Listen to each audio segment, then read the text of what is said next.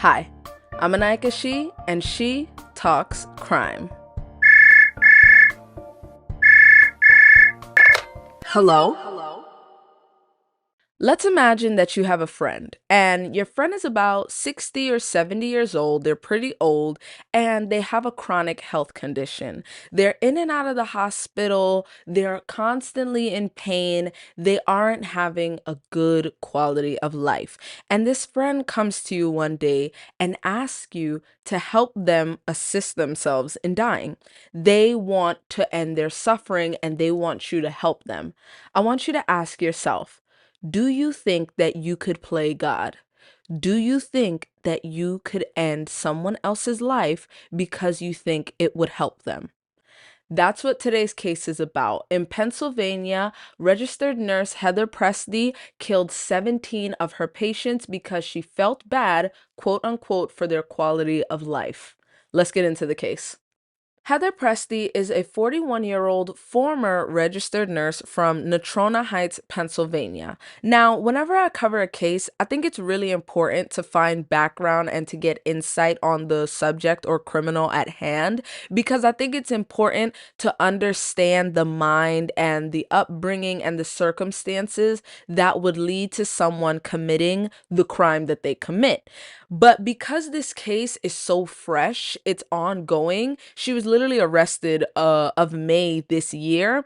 There isn't a ton of information out there about who Heather Pressdee, the woman, actually is. I haven't seen any of her family or friends come to defend her character. We don't know if she has siblings. I don't know if she has children. I don't know if she has pets. I don't know where she went to school. But what we do have is a glimpse of who she is through her cell phone. Through a search warrant, investigators were able to obtain her personal items, including her cell phone, where they found really weird things that really showed us who she is. They found that she had a deep obsession with death and murder.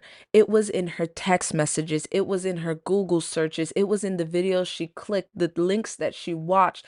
It was all over her phone and not to a normal degree. Like you and I, we may enjoy true crime here and there, but we won't Google certain things on how to kill people. You know what I mean?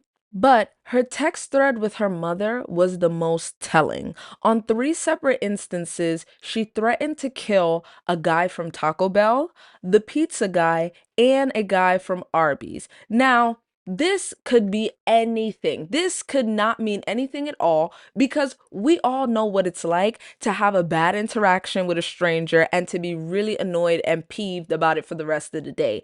Now, we might even jokingly to our friends texting me like, I'm gonna kill this guy. He is so annoying. But it gets more alarming. She also texted her mom, quote, I can't with this lady. She's gonna get pillow therapy, end quote, which is her joking about suffocating one of her patients. And now you may still want to give her the benefit of the doubt and say, oh, she's just joking. But it doesn't feel like joking when other nurses tell police that she religiously said that some patients just needed to die. She even texted her mother about her coworkers saying, quote, this nurse may die today. And I don't know about you guys, but I cannot get off so many threatening death, murder jokes with my mother before she's concerned. But maybe that's the kind of relationship she had with her mother. Maybe you could say that everybody's different in their personal relationships with people they're close to. Everybody shows worse characteristics of themselves, to people they're comfortable with. And I'm going to say to you, this is something that she's comfortable showing to the world because she made a Facebook post saying, may kill a doctor today. This is something she's comfortable saying. She is comfortable threatening and threatening murder on multiple people that she encounters, no matter how small the inconvenience or the circumstance is. Now, from those text messages alone, I feel like it's safe to assume that she has a short temper. She's probably somebody who's easily angered or maybe just irritable. But when you find out that she worked at 11 different healthcare facilities in Pennsylvania from 2018 to present, and at each of them, she was disciplined and reprimanded for abusive behavior towards not only patient and staff, and that's why she was fired or had to resign from each of those locations, it puts a far more sinister view on the person we're dealing with. Also, another random fact, before her nursing career, she was actually a vet tech. She would assist with putting animals to sleep for different procedures that they would go under for. And that was surprising to me because if she's abusing people and patients that can speak, what was she doing to animals that can't? From 2020 to 2023, Heather worked at 5 different healthcare facilities. First, she was at Concordia at Rebecca Residence for 6 months, then Bel Air Healthcare and Rehabilitation for 10 months, then Quality Life Services Chicora for 6 months, Premier Armstrong Rehabilitation for 1 month, and then Sunnyview Rehabilitation Nursing Center from January of this year to May of this year when she was arrested and accused of killing 2 patients and attempting to kill a third by intentionally administering excessive amounts of insulin. Once arrested, Heather and her attorneys were completely cooperative. She fully admitted to her crimes. She admitted that she intended to harm and kill those patients. She was charged with 2 counts of homicide, 1 count of attempted murder, 1 count of aggravated assault, 3 counts of neglect of a care dependent person, and 3 counts of reckless endangerment. But she was cooperative because she was waiting for the other shoe to drop. There were more victims. Literally a week ago, last Thursday, November 2nd, Attorney General Michelle Henry added an additional 19 other victims to the case. And guess what? Heather fully admitted to those 19 other victims. She was then charged with 2 counts of murder in the first degree, 17 additional counts of attempted murder, and 19 additional counts of neglect of a care dependent person. Out of her 22 victims, 19 of them died, and they were all between the ages of 43 and 104 years old. Here's how she did it. Heather would typically work overnight shifts. And now, if you've ever had any sort of job, you know we all have a love-hate relationship with overnight shifts. Everybody loves them because it's quieter. You get to do your work in peace. Less of your coworkers around, less of your bosses are around. It's just a more peaceful environment where you're able to freely do whatever you want, but you just have to fight to stay awake because you're tired and you're going against your normal routine. But Heather used this to her advantage. She waited when staff was low and when the floor was quiet, and that's when she would go into the rooms of the patients that she was in care of and she would inject them with synthetic insulin. She had a structured and well thought out plan that she followed for each of her victims. She took steps to ensure that not only would she harm them, but that she would kill them. For each of her victims, she typically started out with 60 units of insulin, of short acting insulin. If that didn't work, she would either add an additional 60 more units of insulin, or she would create an air embolism, which is basically when air gets into a vein or an artery, and it's very dangerous. Now, all this medical terminology probably means nothing to you because it meant nothing to me because I'm not in the medical field. I don't have the knowledge and the context to understand the gravity of what she was doing. I don't know how much insulin you typically give someone, when you give it, or anything like that, but I know someone who does. One of my closest friends of over a decade has been in nursing for over 7 years. She started as a LPN, which is a licensed practical nurse. Nurses have a lot of initials that are sometimes hard to remember, but try to keep up. She then later became an RN, which is a registered nurse, which is also the same thing that Heather Pressdee is. She also got her bachelor's degree in nursing, and she has a lot of experience in geriatric and rehabilitation, which is around the same field of the places that Heather Pressdee worked.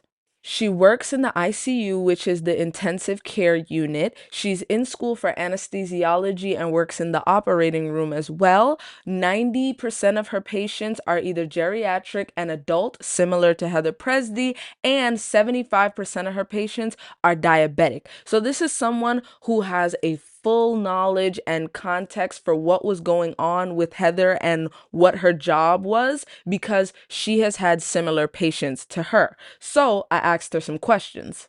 We started with insulin. She explained to me that insulin is a hormone produced by the body that takes sugar out of the blood and stores it in your muscles for later use. People who have diabetes, whether type 1 or type 2, they don't have enough insulin, so they get synthetic insulin, which is what you see most diabetics will go to the hospital and get. Now, insulin can be given to you either in an injection subcutaneously, which is, through the muscle, or it could be in very extensive, dire circumstances, they will give it in an IV, so it'll go directly into your veins.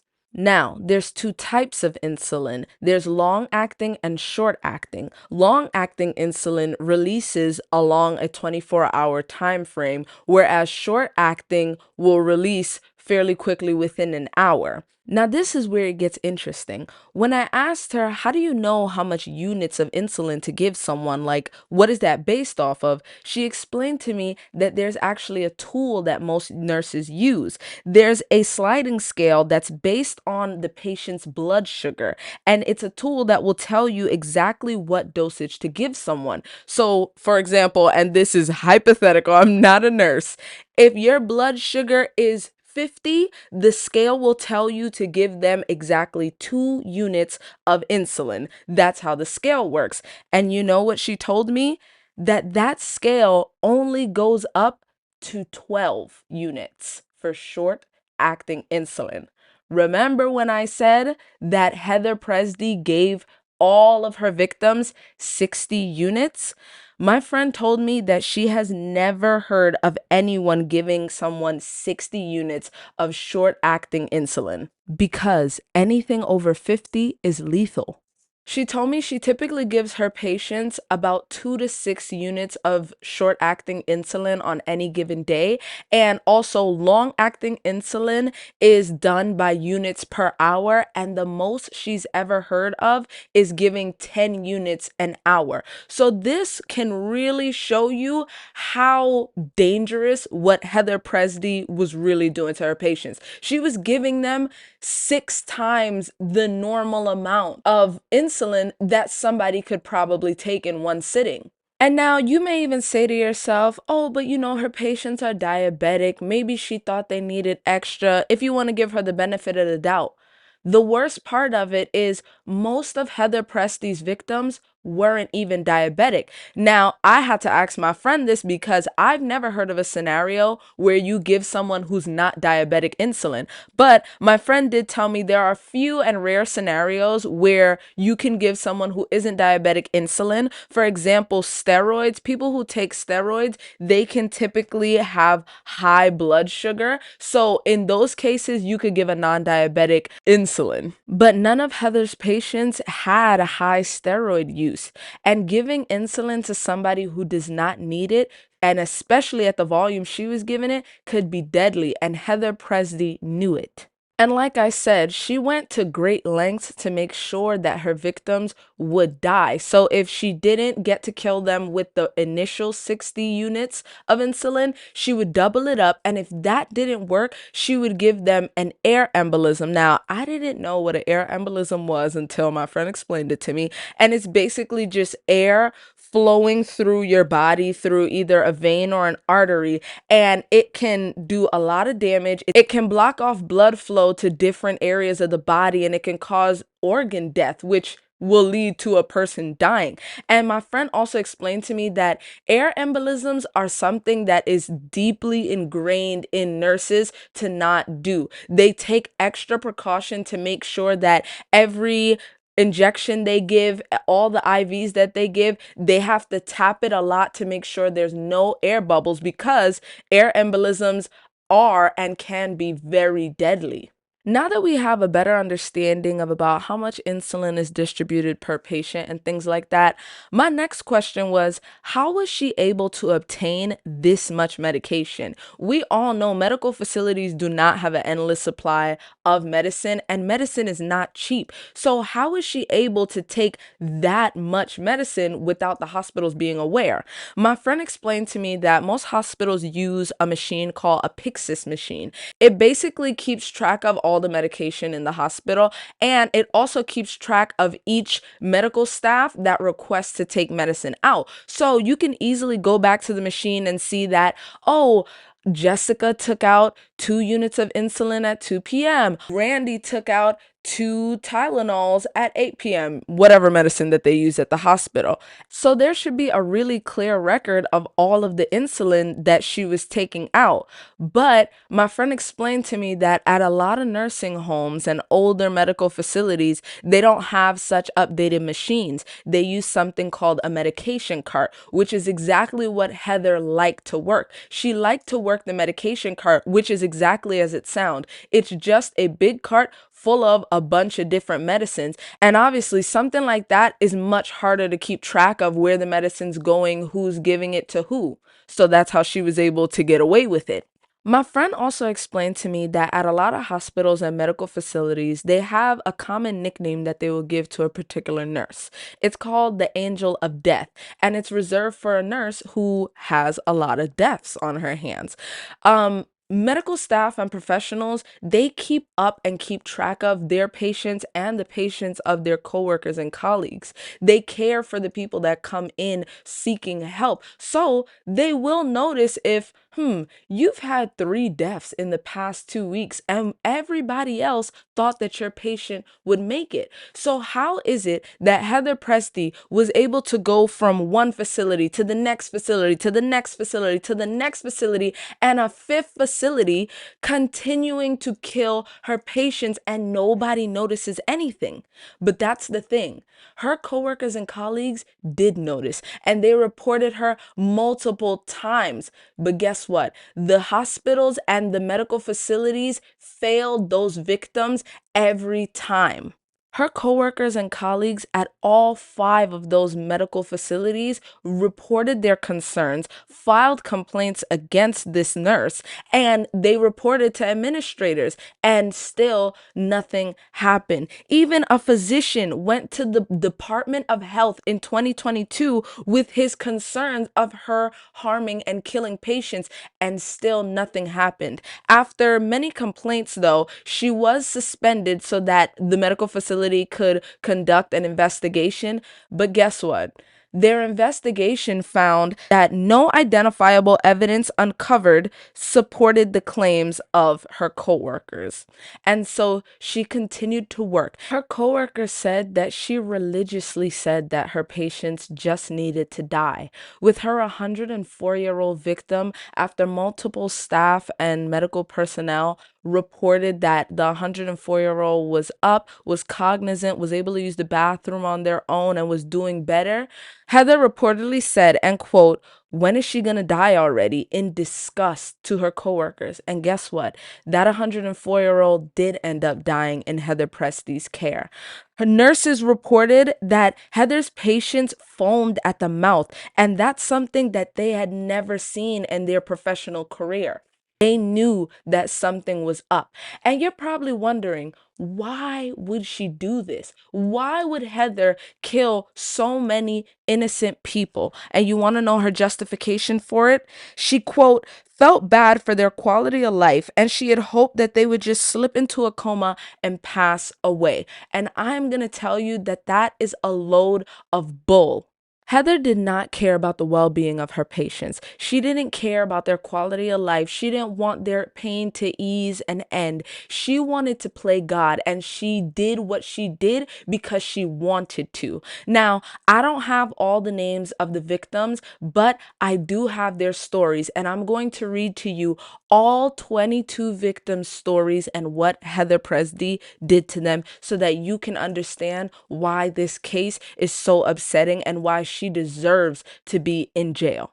At the first medical facility she worked at in 2020, she had 5 victims. At the second one, she had 3 victims. At the third one, she had 2 victims. And you would think that, oh, maybe she's coming to her senses, she's killing less, whatever the case may be. At the last place that she worked, Sunnyview, she had 6 victims, and she killed up until the very month that she was arrested. And I have no doubt in my mind that if she wasn't arrested, she would have continued killing till this day.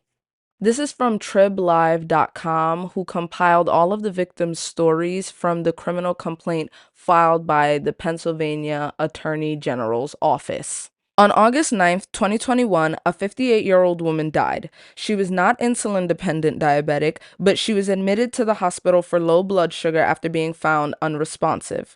When she returned to Bel Air, the hospital that Heather worked at the time, she showed no signs of low blood sugar. She was found dead the next day. Pressdee admitted to having given the patient 60 units of insulin within 2 hours of her death. Pressdee told the police the patient, quote, looked like an animal would, helpless and like she needed something. On September 28, 2021, a 68-year-old non-diabetic woman died while under the direct care of Pressdee, who told the police she'd given the patient 100 units of short-acting insulin because she was unable to breathe. The woman died 3 hours after the injection. On November 16, 2021, a 79-year-old man died after receiving 100 units of insulin from Pressdee. The man was not diabetic. On December 28, 2021, a 92-year-old non-diabetic woman died only 2 days after an LPN documented her as pleasant and oriented. Pressdee, who assumed the patient's care on December 27th, admitted to giving the patient 60 units of insulin. On February 24th, 2022, an 88-year-old man suffering from a hypoglycemic incident but did not die, he was sent to the hospital where a doctor concluded insulin was administered to the non-diabetic. Pressdee told the police she gave the man 100 units of insulin. The man died several months later. On May 20th, 2022, an 83-year-old woman who was not a diabetic was hospitalized for severe low blood sugar. The woman survived the incident. Pressdee admitted to investigators that she injected the woman with insulin. On August 6, 2022, a 92-year-old man who was not diabetic died after receiving 60 units of insulin from Pressdee during a seizure. On November 6, 2022, a 99-year-old non-diabetic woman died after receiving 60 units of insulin from Pressdee. On December 18, 2022, a 90-year-old woman died. Pressdee noted the patient was having episodes of sleep apnea but did not alert doctors or provide intervention. Pressdee admitted to giving 60 units of insulin to the patient before she died. On December 27, 2022, an 85-year-old woman was taken to the hospital with sluggish speech and a high temperature, which is a symptom of hypoglycemia. Pressdee admitted to giving the patient, who was not diabetic, 60 units of insulin on the day she was taken to the hospital. The woman luckily survived. On January 21st, 2023, an 80-year-old woman died after being in the direct care of Pressdee. Pressdee gave the diabetic 60 units of insulin, reportedly to keep the patient's oxygen levels up. On March 21st, 2023, an 104-year-old woman who was not diabetic died after other staff indicated that she was doing well and able to walk to the bathroom. Pressdee, according to coworkers, called the patient disgusting and asked, when is she going to die? Pressdee admitted to giving that patient 60 units of insulin. On March 24th, 2023, a 78-year-old woman died after suffering respiratory issues. Pressdee told the police she gave the patient 60 units of insulin, and when the patient did not die, she gave her another 60 units. The next day, on March 25th, a 90-year-old man died under Pressdee's direct care.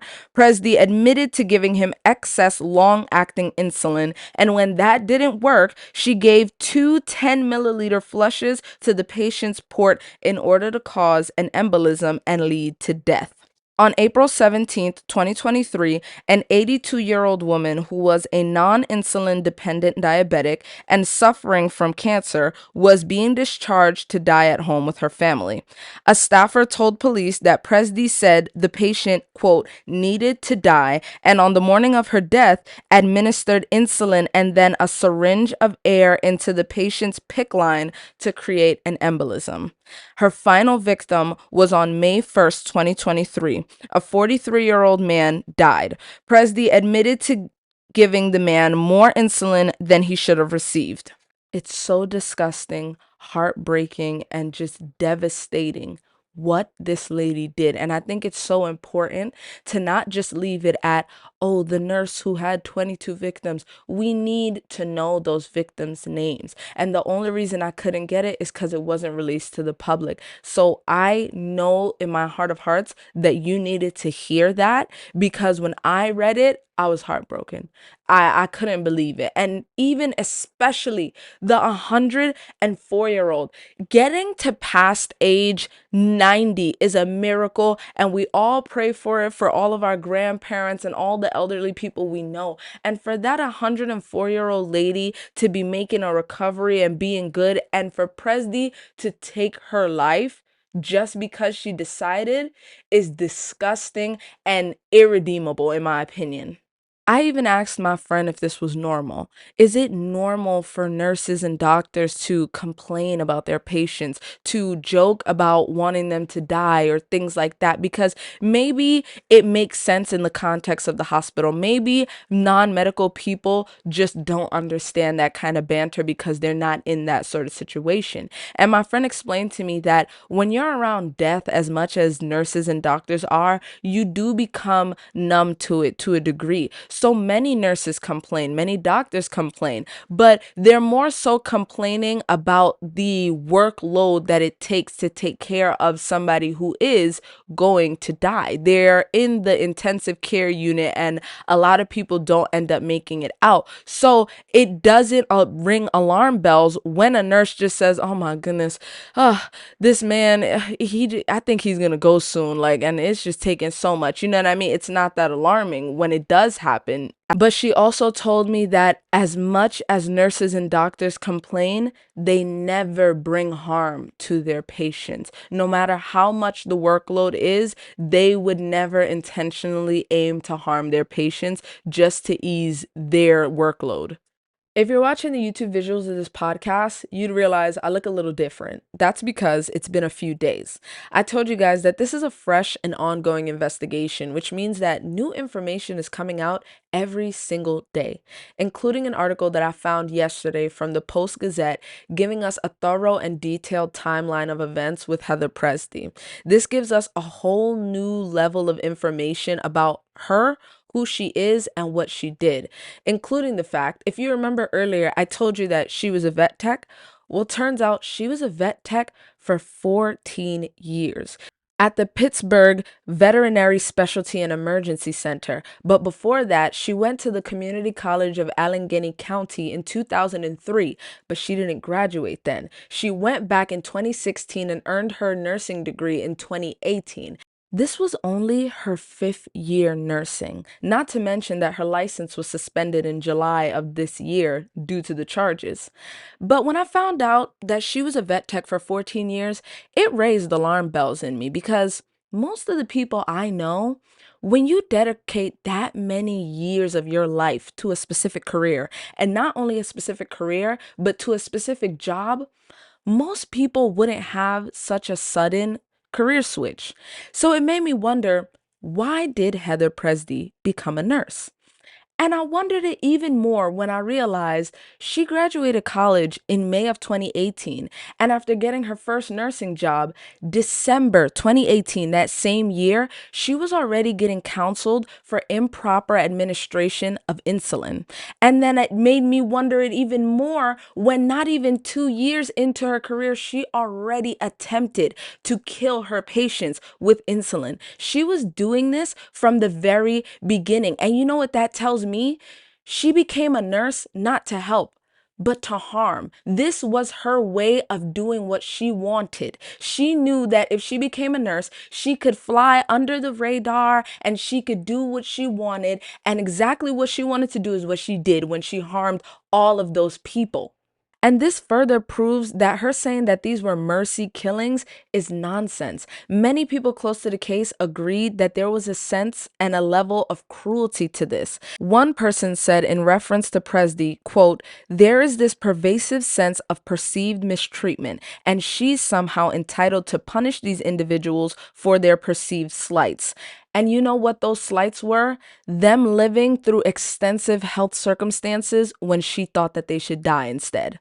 She wasn't killing these people out of the kindness of her heart. She wasn't doing this to be nice. She was doing this because it was a sick game to her. And you know how much of a game it was? One of the nurses who was taking care of one of her victims before Pressdee was talking to the patient, was telling him how much she loved him and she wanted him to take care of himself because she wanted to see him again.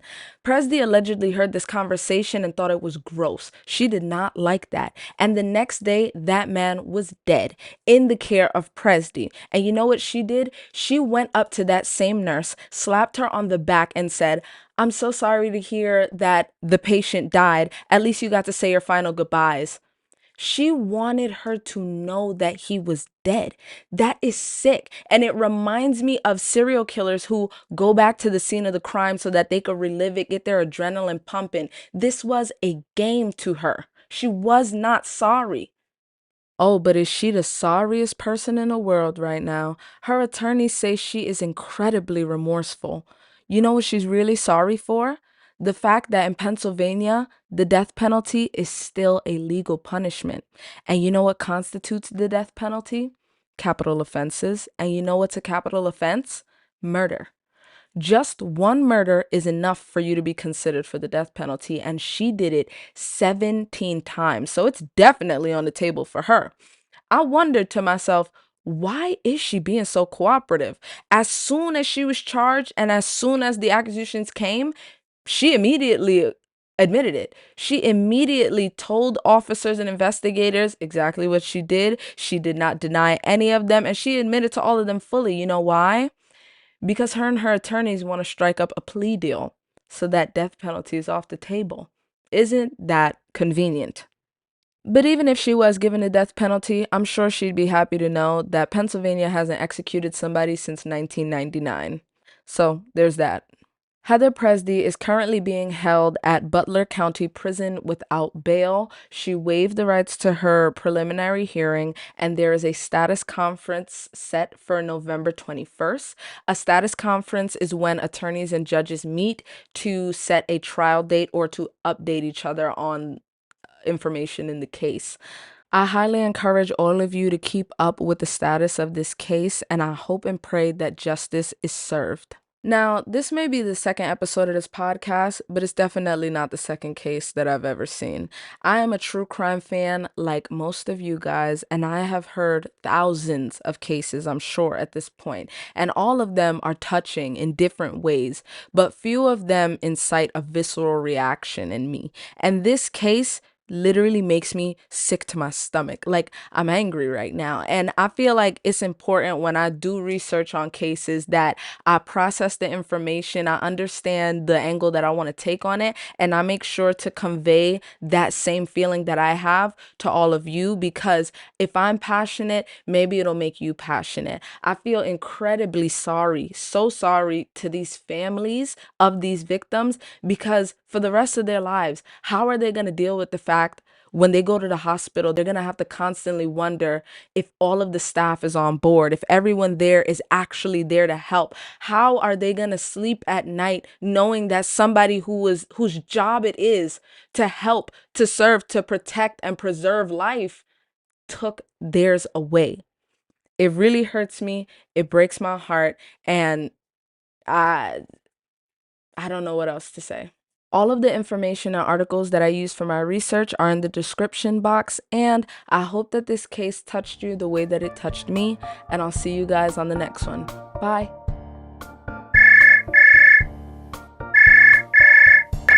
Hello?